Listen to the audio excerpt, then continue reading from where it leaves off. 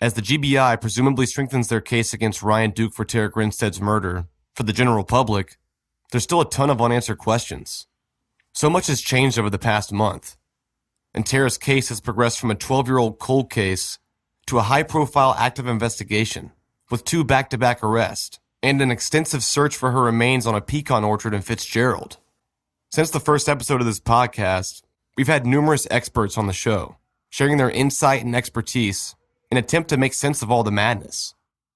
With all that's changed recently, it felt right to touch base again with some of those who offered us their insight and expertise early on in the investigation, before the recent breaks in the case. Today, I want to catch up with some of those people, in light of all the major breaks in this case. This is Case Evidence.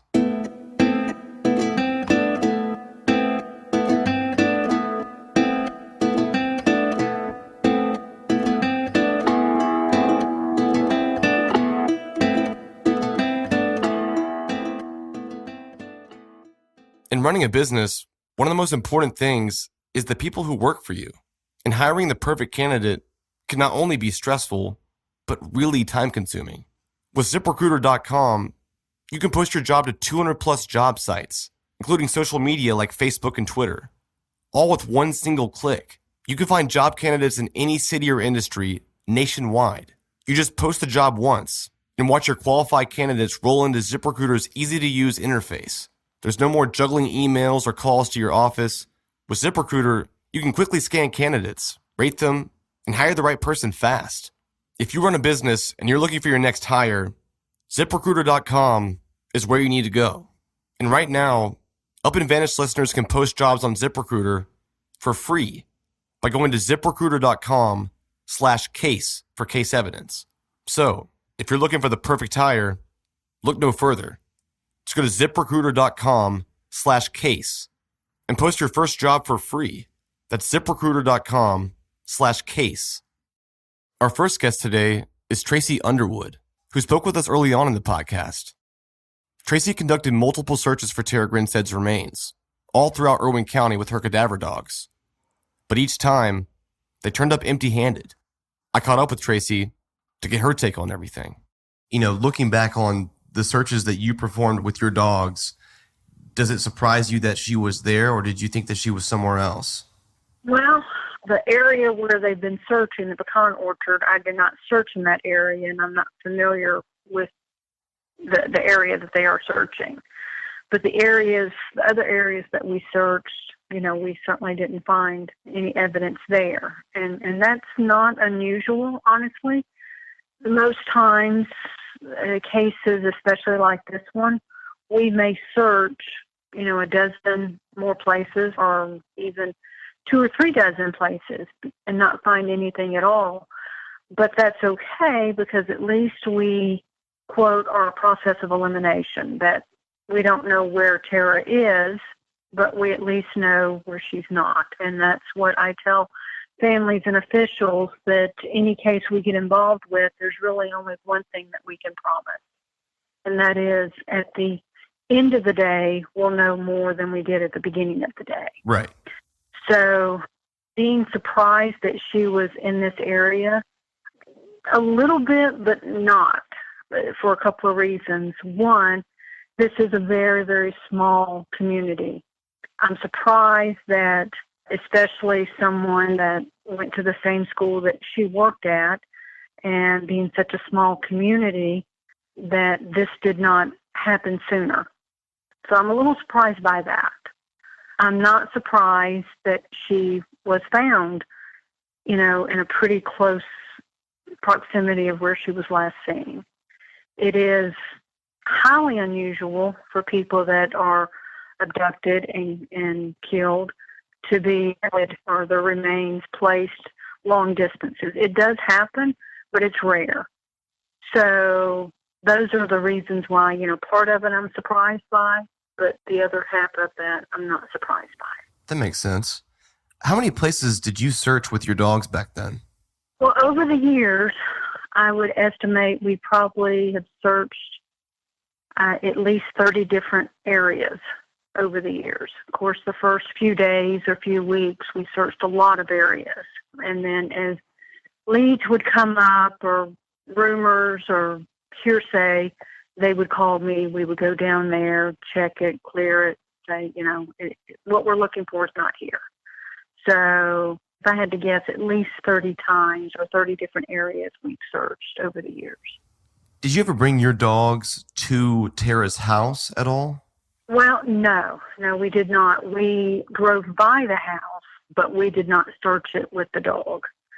It was my understanding the house was thoroughly checked and investigated, so the dog was not used inside her house or around her house. How long after the death can a dog trace the scent? I mean, if dogs were sent out to the pecan orchard a few weeks ago or something, before they found her remains, could they have found it, the dogs? That's a very good question, and the answer to that is you have several different variables here. Let's say, and this is just theoretical, if someone was killed inside their home, and let's say there was blood there, or even if they were inside the home for a period of time, and then their body was transported and removed from the home and placed somewhere else. The scent there, and it depends upon different variables, but there could still be residual scent. I think it's important to note to listeners that human remains detection dogs are clearly that. They are trained to locate human remains, and that is the scent of human remains. It should be clarified that detection dogs do not locate drugs or bombs or deceased individuals.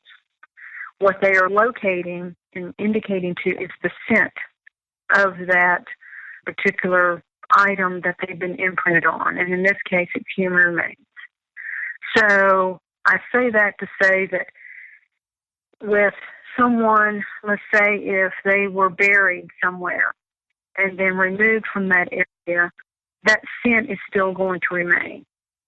And in this case, I don't know the details, but it's my understanding that the officials are searching a pecan orchard, and presumably she was buried there, and that was 12 years ago. So we have now a situation where Tara's remains presumably have been buried and burned. Well, the scent itself is still going to be there. For example, drug dealers have been trying to hide the scent of drugs in a variety of very creative ways, but the dog's ability to smell things and to, in this case, smell drugs is very, very difficult to mask that. Even if her remains were buried and burned, the scent still is going to be there and the dogs will indicate to it. My dogs, specifically the oldest remains that they have found and have been verified, are about approximately 250 years old. And those were Revolutionary War battlefield soldiers that were killed in the line of duty and, during the battle. So even after 12 years, the scent's still going to be there. Not only the remains as the body decomposes, all of that cadaver fluids, the decomposition of skin and organs and everything that goes into the process of the body decomposing is absorbed into the ground, the plant life, the dirt, and it stays there for many, many, many years. So even after they remove her remains, it's not unusual for human remains detection dogs to go in that area and still alert where she was buried because that scent has been absorbed into the environment and will stay there for many years. So the short answer to your question, if the dogs were brought to that pecan orchard, there is a very high probability that they would have indicated to her remains and to her gravesite, even if she's been burned and buried. During your searches, the 30 or so searches you did over the years for Tara, did you ever search anywhere in Fitzgerald? We did search a few places in Fitzgerald. I don't recall the exact locations, but I do remember specifically we did not search in any pecan orchards. There were a few fields, like cotton fields or little ponds or creeks and things like that, but no pecan orchards. So according to the GBI, Tara was killed inside of her home and her body was removed the same day. If dogs were sent out to the house to detect the scent of, I guess, cadaver at that point, not human remains, how long would she have to have been there deceased in order for any dog to pick up that scent at her house? There are different variables from the transition of the dog detecting, quote, a live person versus a dead person. Now, when we die, our body immediately starts decomposing. So if it's a situation where there's open wounds, the decomposition process is certainly going to go much quicker. There's also, the blood and other body fluids that are going to come out of the body and then it be absorbed into the environment, let's say carpet or hardwood floors or a couch or a bed. It's my understanding from the news reports that she was strangled, so I'm assuming that there was probably no open wounds or trauma to her body. So we now have a fully intact body that is starting the decomposition process. Now, the hotter it is, the quicker the body's going to decompose. The cooler it is, the slower it's going to decompose. So depending upon those variables, it could happen very quickly or it could happen much more slowly. So how many years do you think you spent off and on working on Tara's case with your dogs? Well, we were called shortly after she disappeared. And then I want to say the last time we went there was probably about 3 years ago. Okay. When they had a lead. So it's been, again, approximately 9 to 10 years. How's it feel hearing this news of the arrest and possibly finding Tara's body? Well, anytime we have a case like this, especially such a long, cold case, my first thought is with the family, that to live in this torture and this nightmare for so long certainly takes its toll. So my first thought when I heard breaking news on this case was her family, is that thank goodness her family now has some answers. Certainly not the outcome that they were hoping for, but at least they have some answers instead of just being in this darkness and in this vortex of not knowing. And I have come to the realization after doing this for so many years that the not knowing is the absolute worst for any family, even if it's the worst outcome. The not knowing is the worst. So I was glad to hear that they have come to at least some conclusion to this case, and that the family can start in a strange sort of way the grieving process over again. They went through the grieving process of her missing so many years ago, and it really is a roller coaster ride for these families. But they're still, just stagnant. You're just kind of on pause of not knowing. So now that they know and have some answers, they can start not only the grieving process, but more importantly, the healing process. So that was what came to mind for me, is that thank goodness this family can at least start the healing process. I can't imagine how they could find peace and comfort without knowing exactly, where she is and what's happened, and in a very not only symbolic way, but physical way to bring her home where she belongs. No family can ever prepare for this and expect this to happen. And my deepest condolences and sympathy and compassion goes out to her family. And I want to thank everyone that was involved in this over the years, because it does make a difference to these families to know that people care enough to help and do everything that they can. I saw that firsthand, and it's heartwarming, and it does make a difference in these families.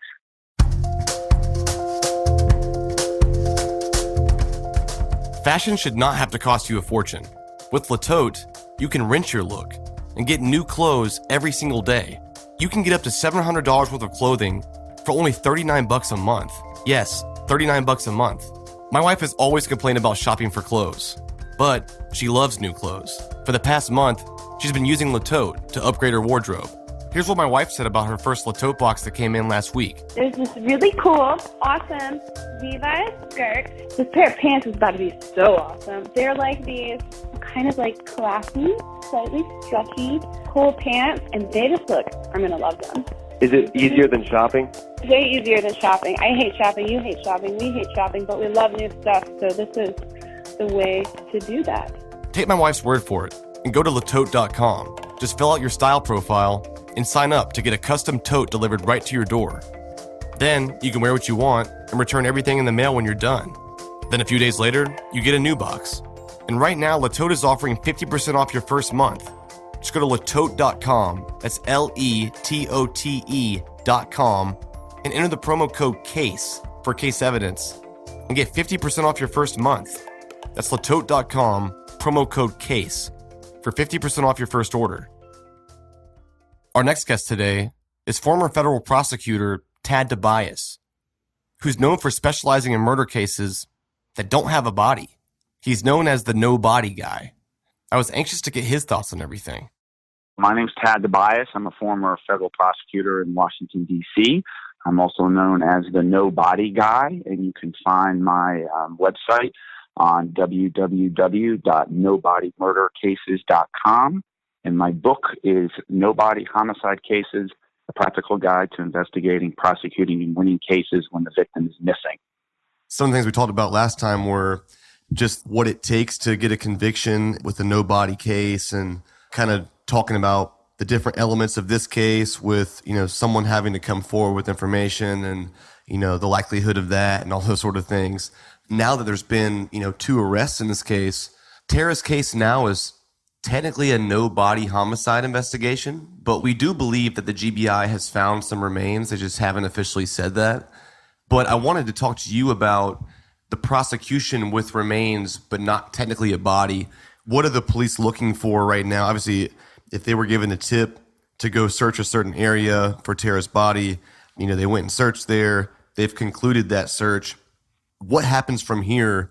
What is strong enough to hold up in court if it's not a full body, but it's, it's remains of some sort?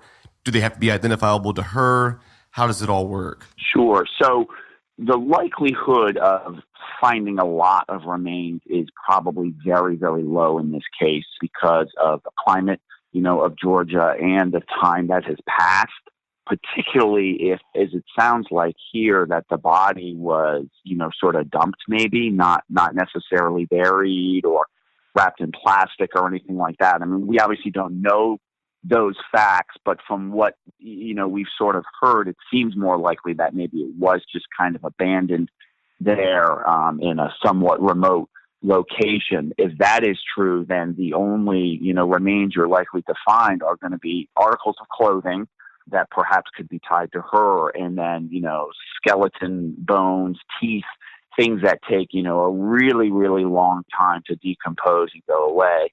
And so then you're going to have the difficulty of, can you get DNA from those things? And the answer is yes, you can get DNA, and they would be able to tie it to her, either because they have some DNA from her, maybe things in her apartment, her toothbrush, food, cups, those types of things that were in her house, I should say.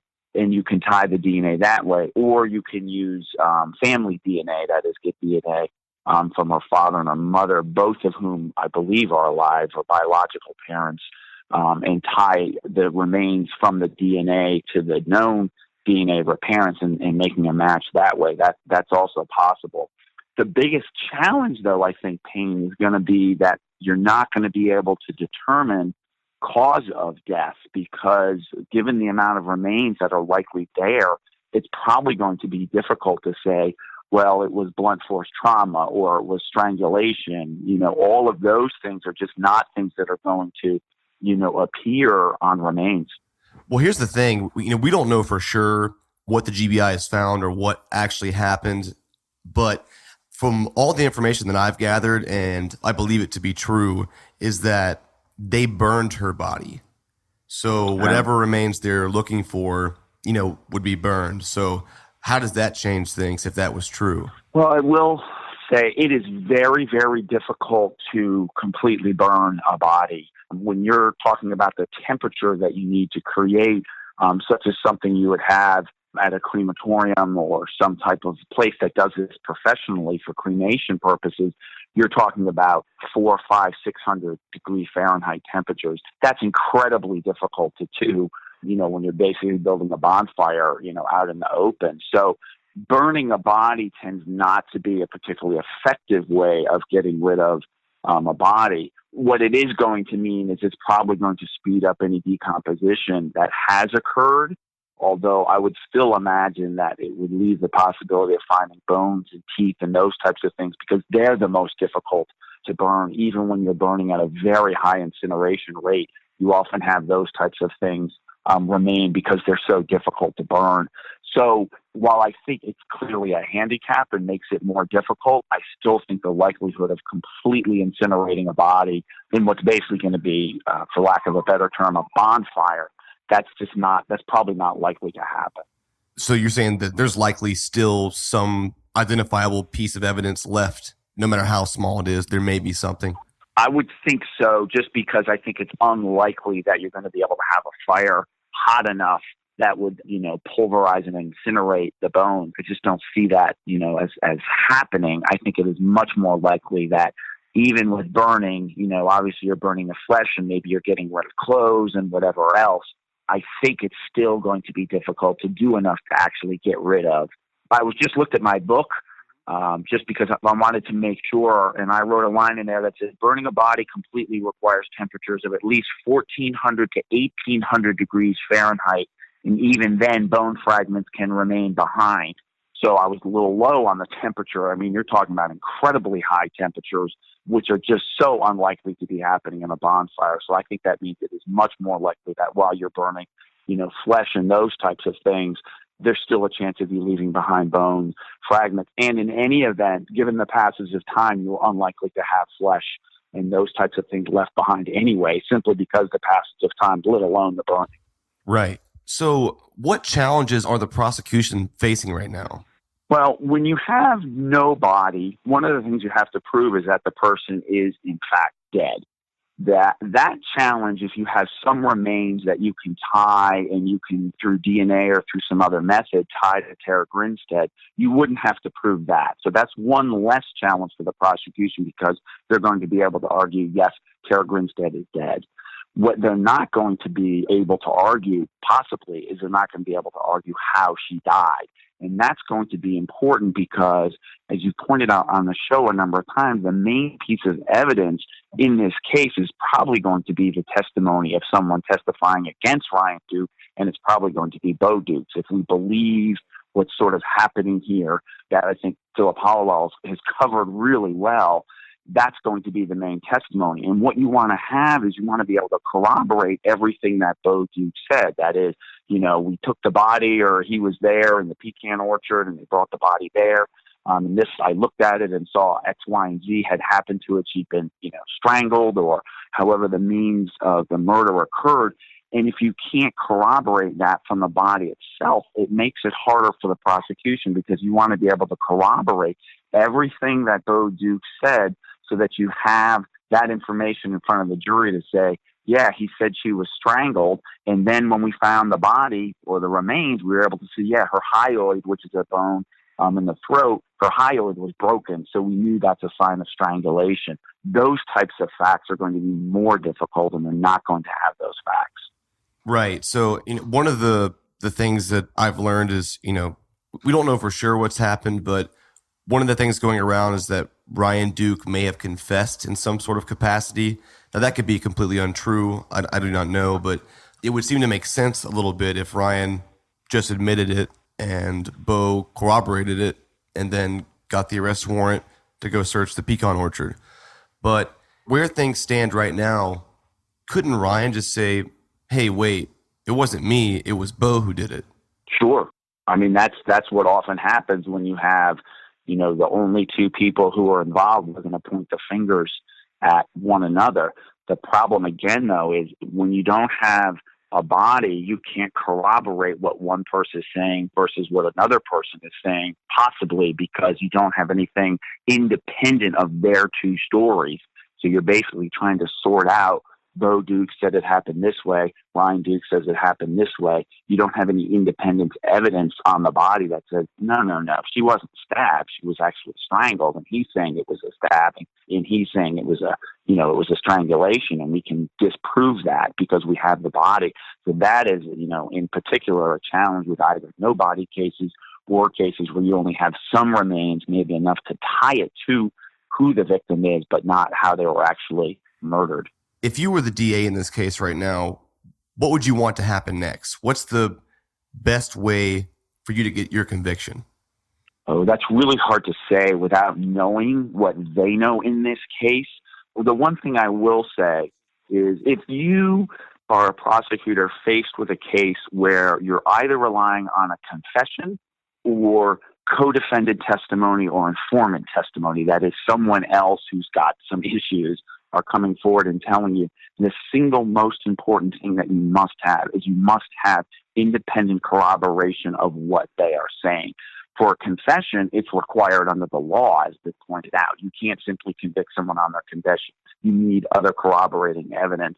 But you also need it in front of a jury because you're going to have to convince the jury that the government is not just relying on the person's confession or is not relying on this co-defendant who is involved in the murder or an informant, who has their own possibly seedy criminal background as well.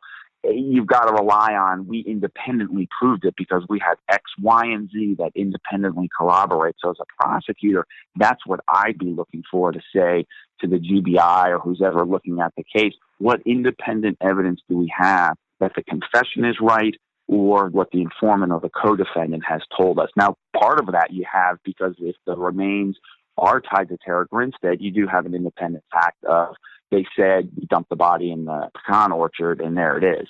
That's helpful. It seems like it would just be in their best interest for Ryan Duke to say, yes, you're right, I did this.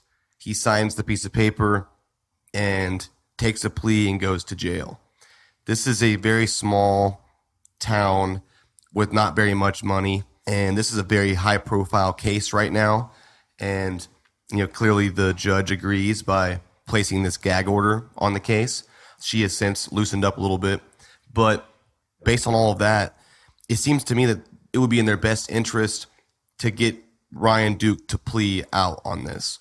And if not, then it opens up, if he pleads not guilty, then there are so many things that could go wrong depending on what they have and don't have on Ryan Duke versus Bo Dukes. In the federal sentencing guidelines, and I imagine in Georgia, there is a benefit to what's called acceptance of responsibility when it comes to sentencing. So clearly, in a case that you think you're going to get convicted in, it's better off to plead guilty because then you can argue to the judge, I accepted responsibility. In Georgia, they have the death penalty. That's obviously going to be, possibly a factor here in terms of whether it's a death penalty case or not. I don't know that. Prosecutors can use that as a leverage or life in prison without possibility of parole. You have that leverage. So it is almost always better to go ahead and plead rather than to take your chance at trial unless you think you're going to win. Now, I will say, and I think you and I discussed this earlier in the podcast, the conviction rate on no body cases is actually 89%. It's actually very high, which is sort of counterintuitive to what you think of. You think these are hard cases. Now, what that means is only the strong cases go to trial. And typically, there's a domestic relation between the two people, which we don't really have here, although it's certainly not a stranger-on-stranger case because they clearly knew each other. I mean, somehow, I know he went to the high school. She was a teacher there, and we'll find out, I'm sure, whether there was some relationship, which I suspect there's probably some relationship between them that perhaps is just in Ryan Duke's mind. There clearly was something going on. I don't buy for a minute that he broke into her house to steal anything. He came into her house, either they were invited or whatever, but I think that seems a much more likely theory than a burglar breaking in, doing this, and then deciding I got to get rid of the body. That just very, very rarely happens. It doesn't usually happen that way. Yeah. Speaking of that burglary charge, I mean, there's been a lot of talk about that. Obviously, the definition of burglary and robbery, they're two different things. But the state doesn't specify in their charges what exactly the burglary charge means. So we've talked a lot about it. Was he there to rob something? Is the burglary charge just representative of him not leaving when he was supposed to, or just being inside Tara's home when she didn't want him in there? So what do you make of those charges, and why they may or may not be there, just based from a prosecution standpoint? Well, I think it's absolutely what it is, in that he went in there to do something else. Maybe it was an assault, maybe it was a sexual assault, maybe something happened inside that the prosecution believes they can prove he had in his mind to do before he got in there, or he committed a felony once he was inside. I really don't for a minute believe this is what lay people think of as a burglary. I mean, burglary in D.C. and in Georgia has different meaning than most lay people think. It literally means, you came in with the intent to commit a crime. And I think that's what we have here. I think the prosecution is using it because it's something they can, charge him with. It's a strong charge. It's obviously a felony charge, but I don't really for a minute think that it was because he came in there to, steal her stuff. I think it's, likely that there is some relationship between them. As I said, possibly just in his mind. I thought it was telling the sort of weird Facebook message he sent to another former teacher fairly recently. I mean, that's kind of an odd thing to say to a teacher many years later. I mean, you're talking probably 14, 15 years after you graduated high school, you're writing back and saying that you found someone sexy. To me, that's very odd. When you're as busy as I am, you'll find yourself with less and less time to go grocery shopping. We all know that getting fast food on a regular basis is not a great solution for that. Thankfully, there's a healthier and affordable option out there, and it's Blue Apron. Blue Apron has established partnerships with over 150 local farms, fisheries, and ranchers all across America. That means you can eat a delicious meal at a fraction of what you would pay at a restaurant, while also supporting your local community. Blue Apron is the #1 fresh ingredient and recipe delivery service in the country. My wife and I have used Blue Apron for a long time now, and each week we have a fresh batch of new and exciting recipes with top quality ingredients for less than $10 a meal. You can choose from a huge variety of new recipes each week, or you can let the Blue Apron culinary team surprise you, and their recipes aren't repeated, so you'll never get bored.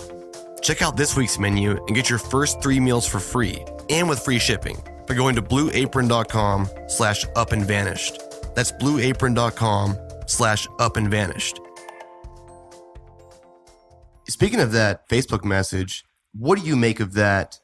And is that something that if Ryan Duke pled not guilty and the state's trying to prove to the jury a motive and just get the conviction they want, would they use something like that? What does that tell you? Is that strong enough as evidence? What do you make of that message? It depends on what their theory is. If they were to spin out a theory, again, this is just a theory, that there was either an existing relationship between Ryan and Tara, or there was something in Ryan's mind that he had a crush on her, he was interested in a relationship, he went over there because he was trying to woo her or whatever, I think that type of thing could come in. It's going to be very dependent on Georgia trial evidentiary law in terms of what is allowed, but I could see something like that coming in because it shows his sort of perhaps not completely logical thinking to think that, I'm going to write to a teacher 15 years after I graduated and say I found her sexy and attractive. This would strike me as weird,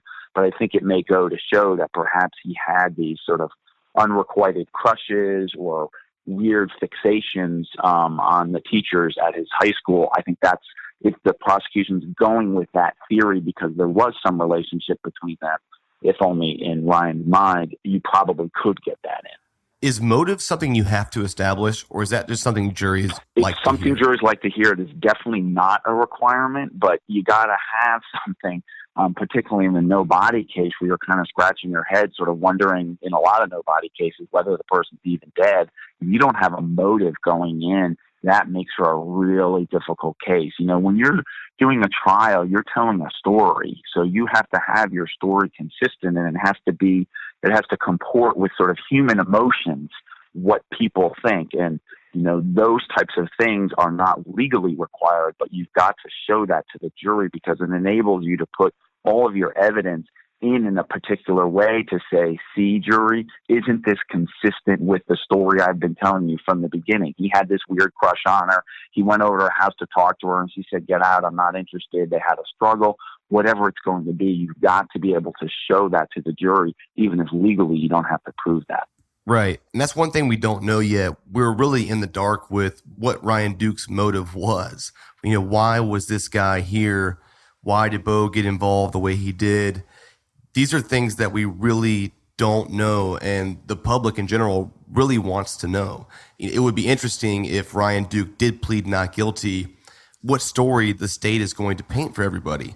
And, one of the biggest fears that everyone has is that if Ryan Duke just signs the deal and pleads guilty on this, that we may never know what that is. Yeah, although I don't know how likely that is in terms of not knowing any of the facts, because I don't know how the state benefits by not being forthcoming with the facts when it comes to sentencing. I mean, generally at sentencing, the prosecutor is going to want to go through the whole story because it's going to bolster their argument for what their sentence is going to be. So I don't know what advantage the government gets by saying, let's have really vague facts that maybe barely make a legal definition for the plea, but then I'm going to turn around at sentencing. I'm going to ask for 20 years, 30 years, 40 years, life without parole, all that. So I think it's unlikely that that's going to happen because I don't know who that really benefits. Maybe it benefits Ryan Duke come sentencing time, but I don't know why any prosecutor, would agree to that. You never want bare bone facts. You want very specific detail. And particularly in a case like this, the DA, I'm sure, is going to be under pressure to tell the public at large, here's what happened. Have you ever been involved in a case where the judge issued a gag order? Ooh, that's a good question. No, they're not real common in D.C. where I practice, so I think the answer is no. I'm just running through my cases, but no, I don't believe I've ever had a gag order. What do you make of the gag order in this case, in the Grinstead case? It was odd to me because you had a gag order put in place and you didn't know why. Usually you have open arguments about it. You'd have a motion and you'd have open arguments in public, and that just struck me as very odd. And then what was odder was how all-encompassing it seemed to be, like nobody can talk about it whatsoever. I haven't read the modified gag order, and I do know that it was modified. From what I've heard, that it seems to have been modified to more reasonable, just being tied to the parties, which I think nationwide is probably not unusual. The initial one struck me as very odd because if you are going to do a gag order, I think it's something that needs to be hashed out in public, which did happen here ultimately, because there needs to be some transparency about why there is a gag order. And I get it, here it's a small town, a lot of high-profile interest in it, but generally the way you would work that is then you just do what's called a change of venue. You'd have the trial in another county where people maybe don't know so much about it. Not necessarily a gag order where people can't talk about it. That to me seems the more logical way to resolve it. Of course, prosecutors and defense attorneys don't like that because then they're moving out of their home territory. They got to live in a hotel and all that, and it's just more difficult for them. But that tends to be the way those things are resolved. As a prosecutor, can you see any benefits in a gag order on that side of things? Well, hopefully it would stop leaking. I mean, sometimes on any case you worry about, your fellow prosecutors or your investigative team leaking about what's happening, either because they want to correct something that's erroneous in the record or they want to get out their viewpoint.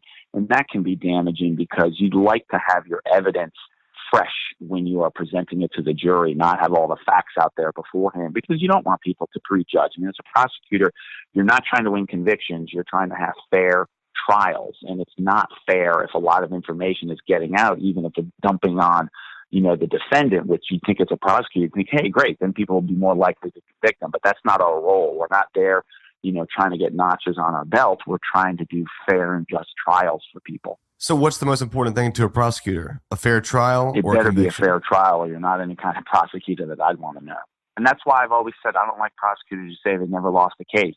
That means you didn't take tough cases to try. You're not there to win convictions. Are you trying to win? Absolutely. Are you trying to convict the person? Yes. But your main role is to see that justice is done, not that you get a conviction. I've had many acquittals, in murder cases. It happens. But as long as I feel like I did my best and we put on our best evidence, it's in the jury's hands. You're not there just to win at any cost. There's certainly prosecutors who want to win no matter what. Don't get me wrong. But my point is that's not what we're there for. You want to win, but sometimes, I dismissed charges one time in a robbery case when I started having doubts about whether the store owner was really right about who he identified as the robber. And that happens sometimes in trial, not necessarily in murder trials, which there's a much bigger run-up in prep, but sometimes, in misdemeanor cases and low-level felony cases, you start sitting there saying, well, wait a minute. These officers are saying something that's completely inconsistent, that doesn't make sense. And in that case, your obligation is not to just say, well, I'm going to just keep going and let the jury decide. If you start having doubts about whether you're right or not, you need to take actions to correct that by dismissing the case or whatever it's going to be. So a good prosecutor, which most of them are, do take that obligation very seriously. And, we have obligations to turn over evidence that's favorable to the defendant. The Brady disclosures, if you have evidence that tends to exonerate the defendant or tends to mean that something could cast doubt on his guilt, you have to turn it over to the defense. So that should say, yeah, absolutely. It's called the Brady disclosure. It's a Supreme Court case, I think from 1972, that says the prosecution has to turn it over. So that should show you that you're looking for a fair trial. You're not just there to convict. It's not like civil cases. Civil cases, if I find something that's bad for my client and good for the defendant, I don't have to turn it over. You have discovery obligations, but you don't have an affirmative obligation to turn over something you find that's bad for your client. A prosecutor does have that obligation. You better be following it. So now that you're kind of caught up on this case and, kind of just in summary of what we talked about last time and where we are now, is there anything you want to add to the discussion or anything that you find interesting that you want to, chime in to add about everything? Well, I think I said this last time that when I talk to folks, police and prosecutors about no-body cases, I always say to them, you can make a case without a body, but your case is always better when you have a body. So if you're in the beginning stages of your investigation or really any stage, you need to try and find the body. That really needs to be job one. And I think that's kind of shown here in this case where even if the remains you're unable to tell how the murder happened, having remains and being able to tie them to Tara Grinstead is a huge thing in terms of moving the case and the investigation forward. Put aside, even if you didn't have the arrest of Ryan Duke and Bo Dukes, if you just found the remains in the pecan orchard, that would be a huge investigative step because you'd be able to start now tying who owns this orchard, who has access. Oh, yeah, remember we heard that clue 10 years ago about the party in the pecan orchard? Who was at that? That would be a huge thing. So that's, I think, you had the arrest first and now maybe finding the remains, but it just goes to show what a difficult task you have when you don't have the body because you see how much easier things got once you have the body or at least remains. And so I think that's important to remember. The face of the case changes significantly once you get a body or remains. Okay. Let me ask you, were you surprised by any of this? Oh my God, I was shocked because on the last podcast, you asked me on the telephone when you and I spoke, you said, what should I do next for my investigation? And I said to you, don't do it. Don't do anything. And you didn't put that in the podcast, which was probably smart. I forgot about but that. I was wrong. I was wrong. I mean, you didn't solve it, obviously, Payne, but your publicity, I have to imagine, played an enormous role in moving the case forward. And we'll know, when the whole thing's over, I think we'll probably know a little bit more about how it came about and who came forward. But there's just no doubt that your involvement really played a positive role. No one knows exactly, why this tipster came forward, but just the fact that it happened is encouraging because from every expert I've talked to, including you, and really even my own personal opinion about everything, it's just statistically, it just doesn't happen. It's not a common thing where the more time that goes by, it seems like the less likely it is that it's going to be solved. Yeah, it's definitely true. I mean, it's like if you were doing cereal And in the middle of it, the guy confesses and said, yeah, I did kill her. That just Right. doesn't happen. No, it doesn't. So we don't quite have that here, but almost. He confessed, it sounds like, to someone else. So that's really incredible. And like I said, I was absolutely shocked, especially when I said to you, don't go investigate it. Just report on stuff, but don't do your own investigation. But I was wrong. Why did you think that? Because I think for the most part, it's best to leave the investigations to the professionals, because the one thing you can do is you can kind of stir up old things that maybe weren't true. And it's tough because as you have aptly pointed out, there were some people whose names were put out there, not for the first time by you, because there were obviously suspects along the way that it turned out, had nothing to do with it. And I just, my view is maybe jaded because I was a prosecutor and, an investigator and a means of these cases. And sometimes I feel like, people, citizen, Reddit people want to do it Yeah, and figure out how it happened. And that's not always the best way. Now, the difference is, I think you handled it more from a journalistic viewpoint of trying to figure out what happened and what facts are. You did some gumshoe work, but I think most of it was really sort of more journalistic than that. And I think you also handled things very sensitively, as you said, on the Q&A earlier this week. You weren't putting Bo Duke's name out there until you really felt certain, and as it turned out, until he was ultimately arrested. And I think that's a little bit different too. You read some of these things on Reddit, these places, and you're like, oh my God, they're just throwing anybody's name out there. The Boston Marathon bomber, good case. They had the wrong person, and all these people are saying, that's the guy. You really have to watch that. So that's sort of my bias against citizen investigators, but I will make a Payne Lindsey exception. Well, I appreciate that. Last question. Where do you draw the line, do you think? I mean, your opinion, you're not a journalist, so it's a little bit different. I mean, you have written books. Where do you draw the line in investigative journalism? Where is the line where you are inserting yourself too much versus having a really positive impact on a case that was otherwise just cold with nobody looking into anything? To me, the line would be if the police were to say, hey, we're still looking at this honestly, and if you go this way, it might interfere with something we're doing.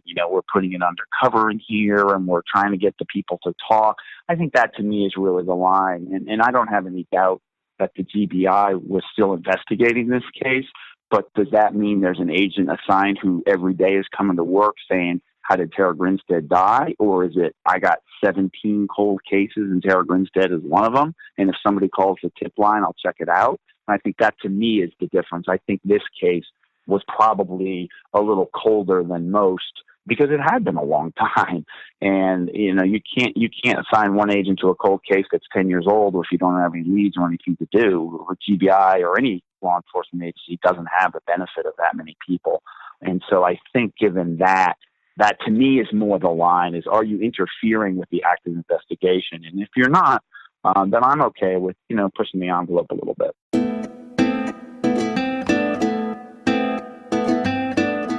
Thanks for listening, guys. Today's episode was mixed and mastered by Resonate Recordings. You can check them out at resonaterecordings.com. Be sure to tune in next Monday for episode 16. Thanks, guys. I'll see you soon.